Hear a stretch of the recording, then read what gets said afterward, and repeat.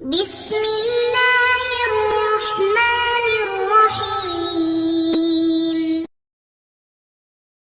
السلام علیکم ورحمۃ اللہ وبرکاتہ۔ امید ہے کہ آپ سب ایمان، صحت، عافیت اور برکت کے ساتھ ہوں گے۔ گزشتہ اسباق میں ہم نے علم المعانی کو پڑھا۔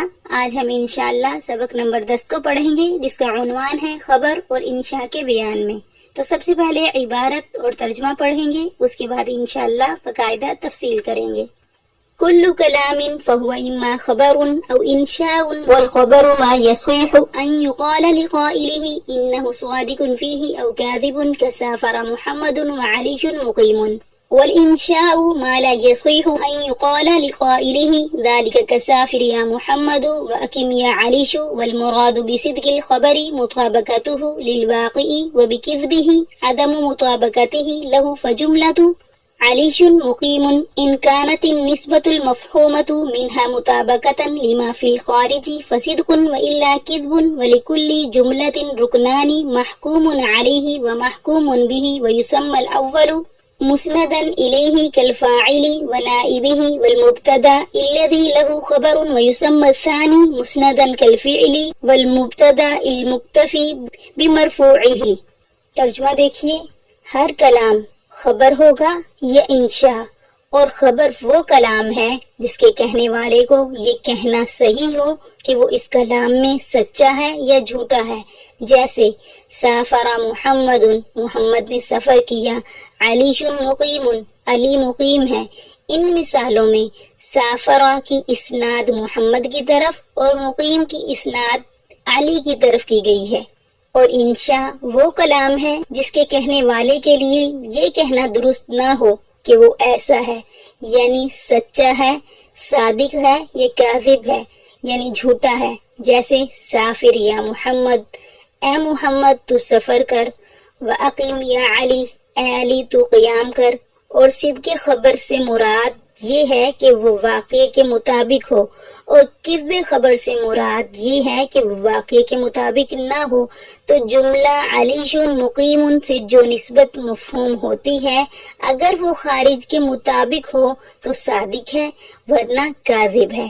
اور جملے کے دو رکن ہوتے ہیں، اول محکوم علیہ، دوسرا محکوم بھی۔ ان میں سے اول جز کا نام مسند الیہ رکھا جاتا ہے، جیسے جملے میں فاعل، نائب، وہ مبتدا جس کی کوئی خبر ہو، اور دوسرے جز کا نام مسند رکھا جاتا ہے، جیسے جملہ میں فعل اور وہ مبتدا کہ جس میں اس کے مرفوع پر ہی اکتفا کیا گیا ہے۔ اب تفصیل دیکھیے۔ پچھلے سبق میں ہم نے یہ پڑھا تھا کہ علم المعانی میں 8 ابواب بیان کیے جائیں گے۔ یہاں سے پہلے باب کا آغاز کر رہے ہیں۔ کلام کی 2 قسمیں ہیں، خبر اور انشاء۔ خبر وہ کلام ہے جس کے کہنے والے کو یہ کہنا صحیح ہو کہ وہ اپنی خبر میں سچا ہے یا جھوٹا ہے۔ مثلا سافر محمد وعلی مقیم، محمد نے سفر کیا اور علی مقیم ہے۔ یہ ایسی خبر ہے جس کے کہنے والے کو سچا یا جھوٹا کہا جا سکتا ہے۔ انشاء وہ کلام ہے جس کے کہنے والے کے بارے میں یہ کہنا صحیح نہ ہو کہ وہ اپنی خبر میں سچا ہے یا جھوٹا ہے۔ مثلا سافر یا محمد وَأَقِمْ یا علی، اے محمد سفر کر اور اے علی تو مقیم رہ۔ یہ ایسی خبر ہے کہ جس کے کہنے والے کو سچا یا جھوٹا نہیں کہا جا سکتا۔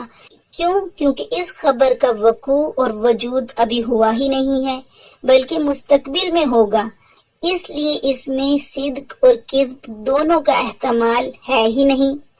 خبر کے 2 نام ہیں، خبر اور کلام خبری۔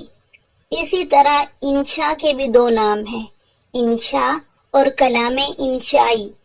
ہم علم نحو میں بھی یہ پڑھ چکے ہیں، لیکن وہاں ہم ان کو جملہ خبریہ اور جملہ انشائیہ سے تعبیر کرتے تھے۔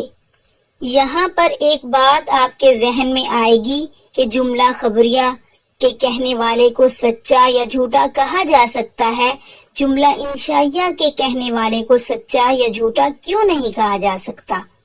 یہ ایک اہم سوال ہے، اس کو غور سے سمجھیے۔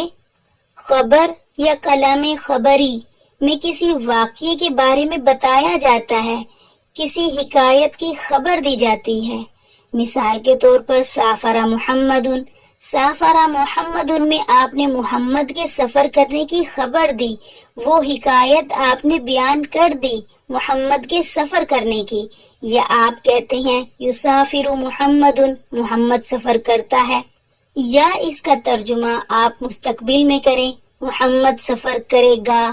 اب دیکھیں یہاں پر محمد کے سفر کرنے کی آپ نے حکایت بیان کر دی، اب وہ حکایت دو حال سے خالی نہیں، وہ واقعے کے مطابق ہوگا یا نہیں ہوگا۔ اگر خبر واقعے کے مطابق ہے تو یہ خبر سچی ہے، اگر خبر واقعے کے مطابق نہیں ہے تو یہ خبر جھوٹی ہے۔ دیکھیں خبر میں صدق اور کذب دونوں کا احتمال ہے، اور جملہ انشائیہ اس کے کہنے والے کو سچا یا جھوٹا اس لیے نہیں کہا جا سکتا کہ انشاء کا معنی ہے پیدا کرنا، خبر دینا اس کا مطلب نہیں ہے، حکایت بیان کرنا معنی نہیں ہے، بلکہ انشاء کا مطلب ہے ایک چیز کا پیدا کرنا، متکلم ایک چیز کو پیدا کرتا ہے، تو اس میں سچ اور جھوٹ کا احتمال کہاں سے آئے گا؟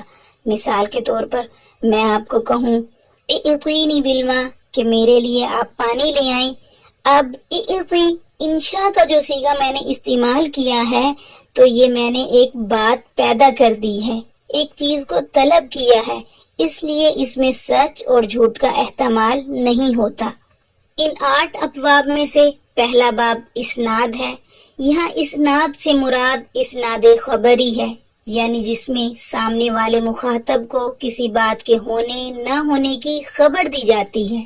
مثال سے سمجھیے علی کھڑا ہے، اس جملے میں اسناد خبری پائی جاتی ہے، اس لیے کہ علی کے کھڑا ہونے کی خبر دی گئی ہے، اور جس جملے میں اسناد خبری ہو اس جملے کا فوراً پتہ چل جاتا ہے، اس لیے کہ جملہ واضح ہوتا ہے۔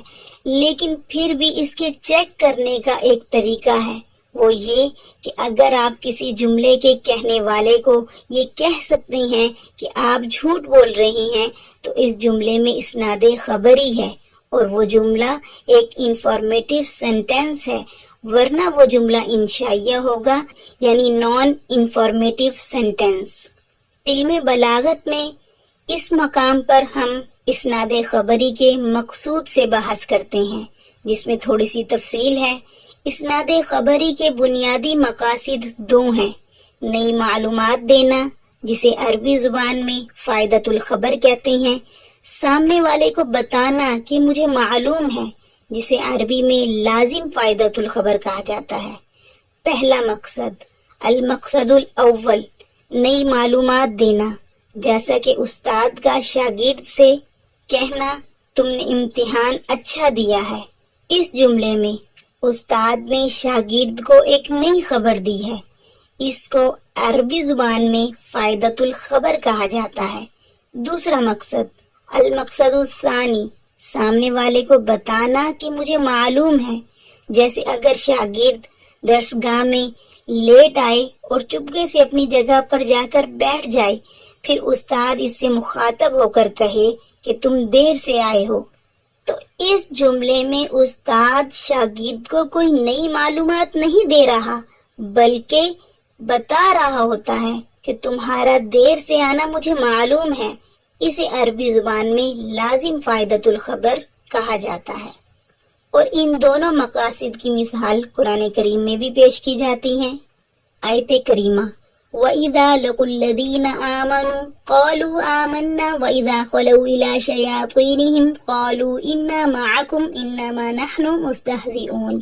ترجمہ، جب منافقین ایمان والوں سے ملتے ہیں تو کہتے ہیں کہ ہم ایمان لے آئے، اور جب اپنے برے ساتھیوں کے ساتھ ہوتے ہیں تو کہتے ہیں کہ ہم تو تمہارے ساتھ ہیں، ہم تو مذاق اڑا رہے تھے۔ اس مثال میں اسناد خبری کے دونوں مقاصد پائے جاتے ہیں۔ نمبر 1، اللہ تعالیٰ سچے مسلمانوں کو منافقین کی خبر دے رہے ہیں، یہ پہلا مقصد ہے، یعنی فائدۃ الخبر۔ نمبر 2، اللہ تعالیٰ منافقین کو یہ بتا رہے ہیں کہ مجھے تمہارے کرتوت معلوم ہے۔ مثال کے طور پر اگر منافق یہ آیت پڑھے گا تو اسے معلوم ہو جائے گا کہ اللہ تعالیٰ کو اس کی حرکتیں معلوم ہیں، یہ دوسرا مقصد ہوا، یعنی لازم فائدۃ الخبر۔ آج کے سبق سے متعلق کچھ سوالات ہیں، وہ نوٹ کر لیجئے۔ سوال نمبر 1، کلام کی کتنی قسمیں ہیں اور کون کون سی ہیں؟ سوال نمبر 2، خبر کی تعریف کریں۔ نمبر 3، صدق اور کذب کا کیا مطلب ہے؟ مثال سے واضح کریں۔ نمبر 4، خبر کے ارکان کتنے ہیں اور کون کون سے ہیں؟ جزاکم اللہ خیرا۔